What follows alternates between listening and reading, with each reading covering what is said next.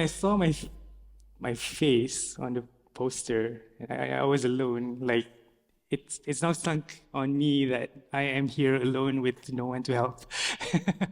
So I'm hoping, bear with me. I will be talking a lot about urban design, specifically about what we plan to do in Sunrise. My name is Faiz. I'm an urban designer for Sunrise. I have an architecture background, like many of us in the company. My presentation today is split into three parts, and I really want to talk about three pertinent questions that plague the real estate industry. So let's get straight to it. Yeah, I think okay. Nope. Okay. So this is really kind of expanding on what Sufyan was talking about, construction productivity lagging behind. Why is there little to no improvement in the productivity of the construction industry in the past 50 years? Second is on the climate cost of growth. Is our relentless pursuit for development driving us towards an unsustainable carbon future? And finally, on urbanization and social cohesion, is rapid urbanization deepening the divide between thriving communities and those who are left behind? So, today I'm talking about Form to Future, bringing vision into reality. It's essentially about reflecting on these issues and rethinking our values, basically. It's about a paradigm shift in how we operate as real estate players or industries relating to real estate, basically. So part one is on innovation. Sufyan has showed a version of this chart, and there are many versions of this chart that really shows productivity in construction industry flatlining over the past 50 years. And a recent McKinsey study suggested that we could actually save $1.6 trillion annually by bringing our sector productivity in line with other industries. I mean, I like to contrast this with the car industry. I mean, Sufyan was talking about planes, right? And actually, just across the straits, Hyundai have built a factory called the Innovation Center. It only takes 20 acres of site, 87,000 meters square of gross floor area. And with approximately 100 workers and a crew of very, very cute robo-dogs, they have urban farming as well inside. And the amazing thing about this facility is that in 20 acres, they can produce 30,000 cars annually. And that's really an amazing achievement in innovation. But before we kind of move on, the interesting stuff, like I want to talk about bricks. Right? Architects like me, I mean, we have an obsession with bricks. But the thing is, the brick itself is a building block of civilization, right? So it's the humble brick. And in fact, fire clay bricks have existed for 5,000 years, 5,500 years. So from Mesopotamia to China to Rome, civilizations have used bricks to construct load-bearing walls, vaults, arches, and post-war architects like Louis Kahn, Eladio D'Asti have kind of re-envisioned the use of bricks to create these beautiful mathematical geometrical structures. And this is quite old, 1962, 1984, we are now 2025. Today, the humble brick has been relegated basically from structure to skin, right? It's basically a facade material, a decoration material. And the fact of the matter is that architects have been talking about industrialization in the building industry for the past 100 years. This is Le Corbusier in 1923 in Verse in Architecture refers to the house as a machine of living, machine for living in. And it's quite interesting that this is 1923. A year later, he kind of designed this city called Villeperdue, the Radiant City on the bank of the Seine. And it's a linear and ordered metropolis of the future. And what's interesting about this plan is that in the Radiant City, everything is standardized, everything is industrialized. So this is the first industrial revolution, right? And we have been grappling and trying to get our heads around the first industrial revolution. I'm a bit nervous, but okay. So, but, and the thing is like, currently we are on the fifth industrial revolution, right? We're talking about IR 5.0 with artificial intelligence and machine learning. So where do we go from here?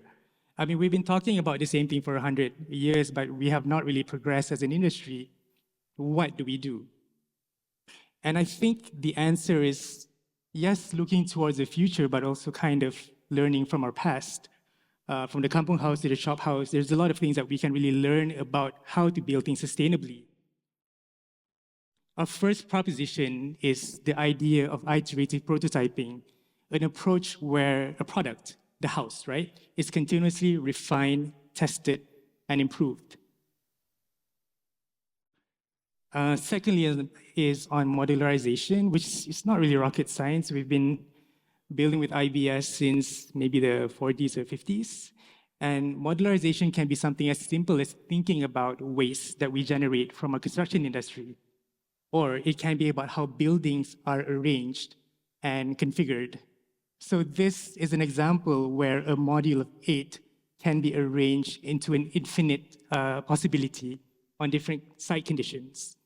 And the physical model is just outside. You can speak with my colleague, NJ, and she will explain to you all about it.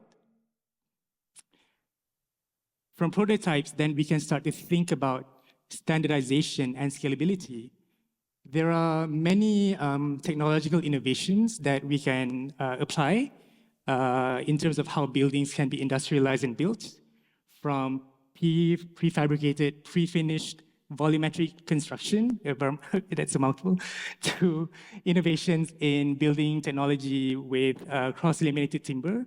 In fact, nowadays, it's not just CLT, it's also cross-laminated bamboo, which is sourced from a much more sustainable building material. And I don't want to talk about innovation just in terms of building.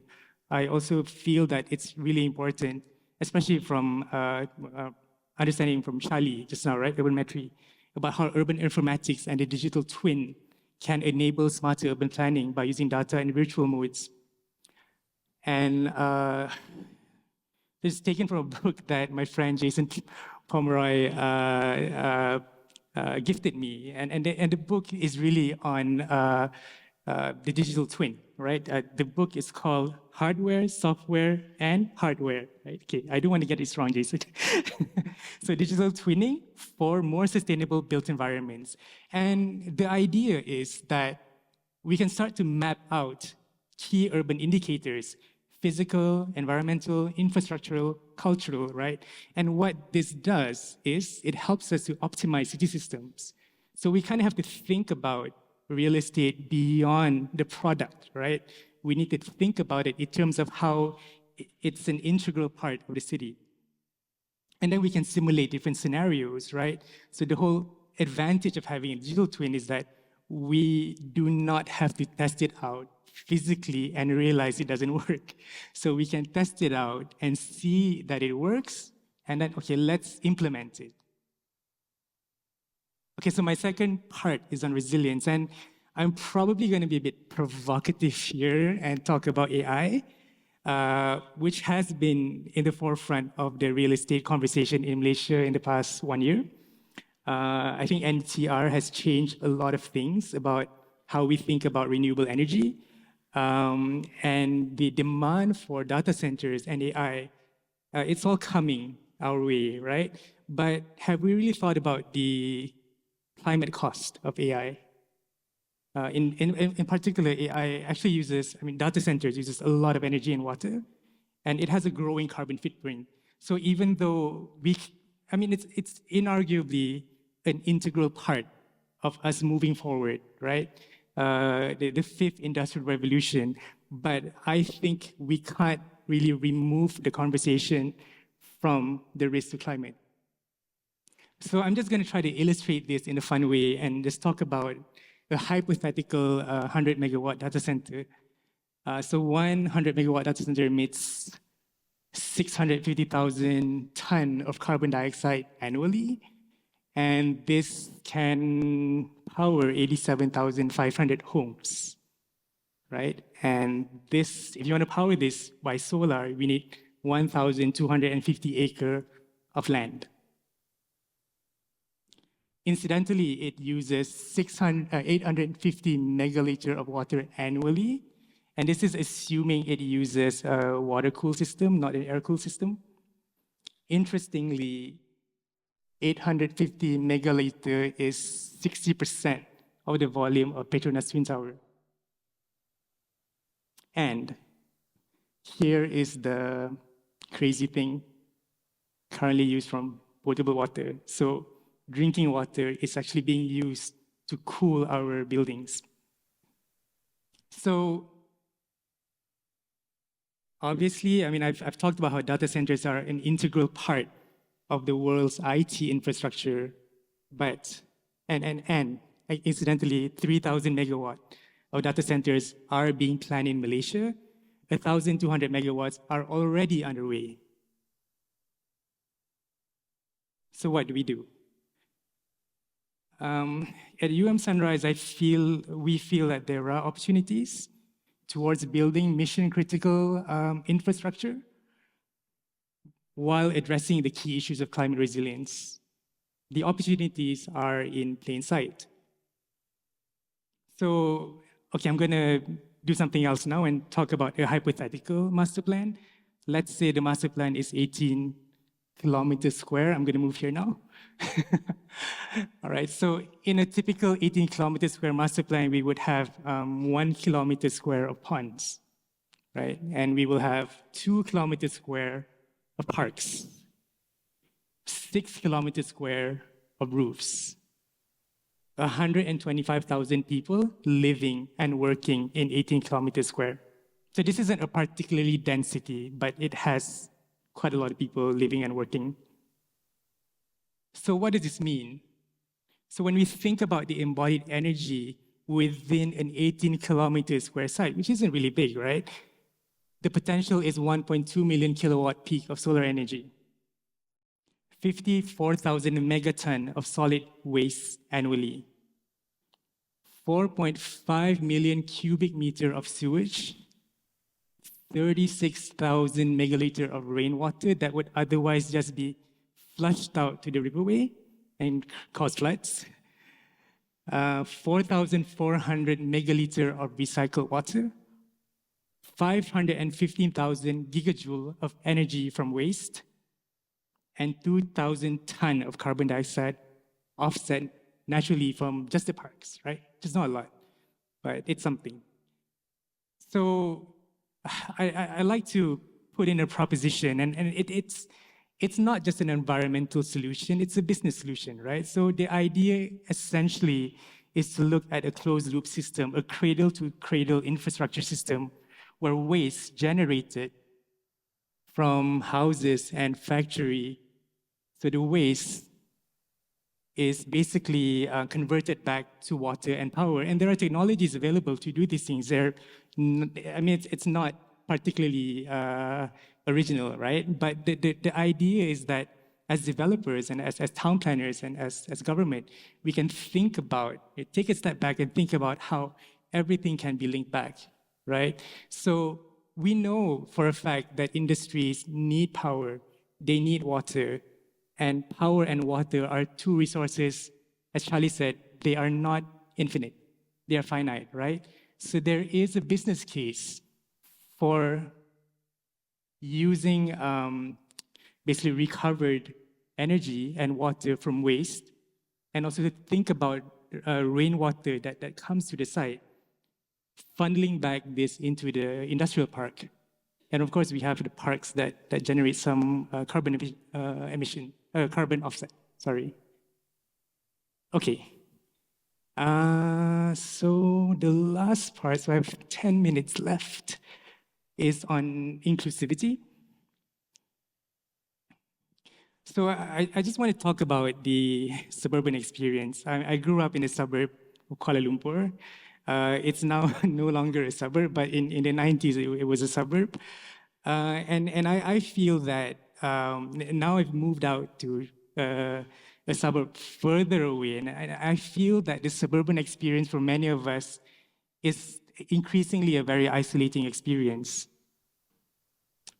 The reason for this is there's a question about whether suburbs, living in the suburbs, does everyone have equitable access to public amenities?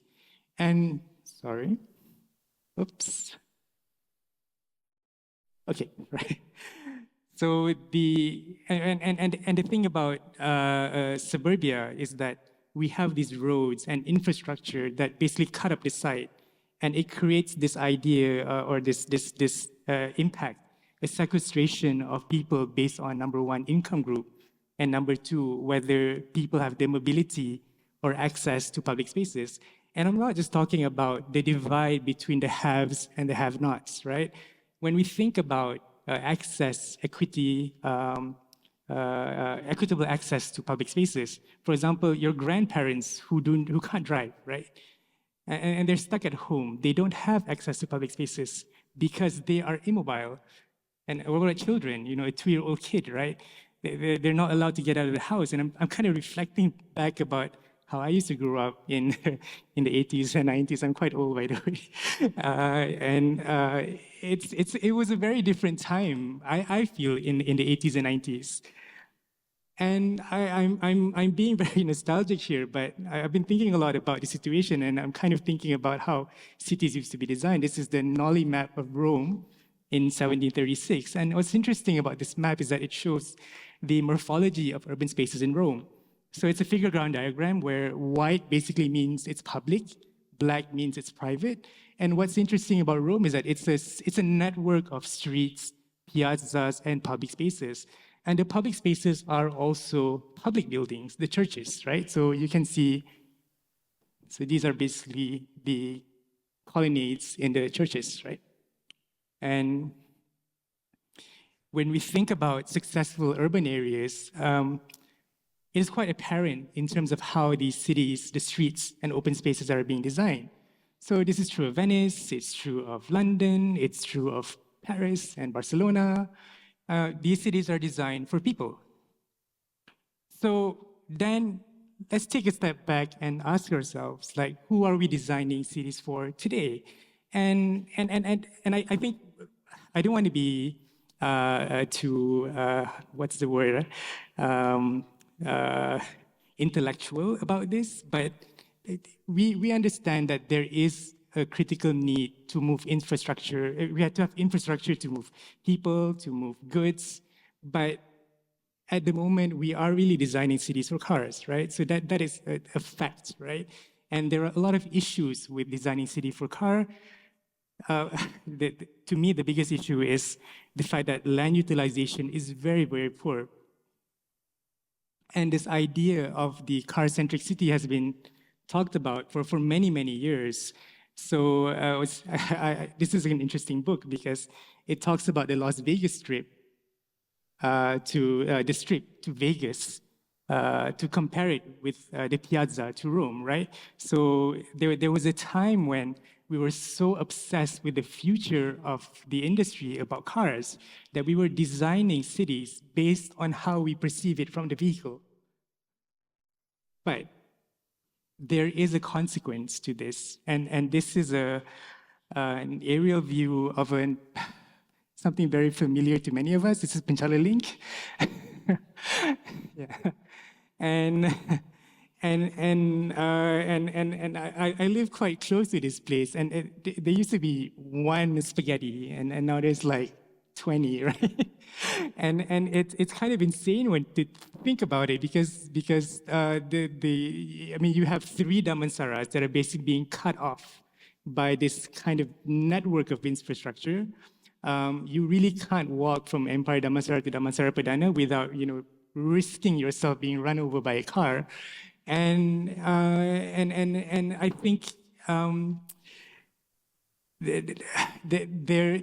there must be a better way, right? And actually, a lot of urban designers and urban planners are already doing things to kind of address this. So from Madrid to Seoul to even like Portland, Oregon, a lot of these infrastructure are being dismantled and turned into parks. So the roads are now underground, and then they are converted into parks and public spaces. And I am quite optimistic that Malaysia, we will get here, we will get there. We are currently here, but things will change, right? And I'd like to be optimistic about that. And I'm also going to be a bit nostalgic here and talk about my favorite city in Georgetown, in Malaysia, Georgetown. And this is quite an old map of Georgetown, 1785. It's called a Cali map, right? And the Cali map is really amazing because like you can learn so much about Georgetown from just studying the Cali map. I think in 2010, like me and my colleagues, we would just look at maps and see how the buildings would change and evolve over 200 years. And what's interesting about Georgetown is that it really is a network of urban blocks, network of streets, wharves, and warehouses. And learning from our past, thinking about the streets of Georgetown, they are traditionally, they're shared spaces, right? So you have your carts and you have festivals and different activities, performances, rituals. And the thing is, this is what creates the richness of culture that we still associate with Georgetown to this very day.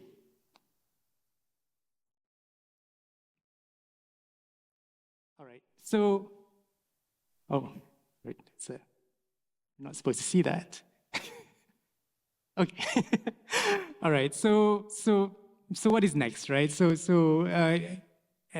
Sunrise, we feel that there needs to be a paradigm shift in terms of how we think of designing equitable, inclusive public spaces.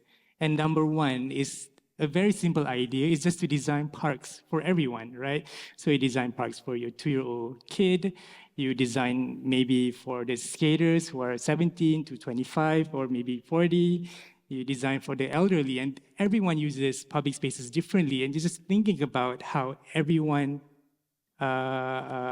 interacts with public spaces. I think a simple thing as designing with the user in mind, it's something very simple and very profound. Secondly, is the idea of fitness. And I feel more and more that today people are a bit more conscious about fitness. At Sunrise, we certainly are. We feel that the fitness, wellness, sports, health industry, it's really the future, right? And the thing is, we don't really think about the value that fitness brings to real estate. And finally, thinking about sustainability, green and blue infrastructure, where we kind of have this integration of mangroves with water-sensitive urban infrastructure. And the thing is, like, let's say you have a mangrove that is connected to a retention pond, and then you think about how to landscape these areas, public spaces, and then you can have these networks of boardwalks that go in. And then you can go into the mangrove and learn about birds and flora and fauna of mangrove. So it addresses the E, the S, and the G, right? So it's just one thing that does many, many things.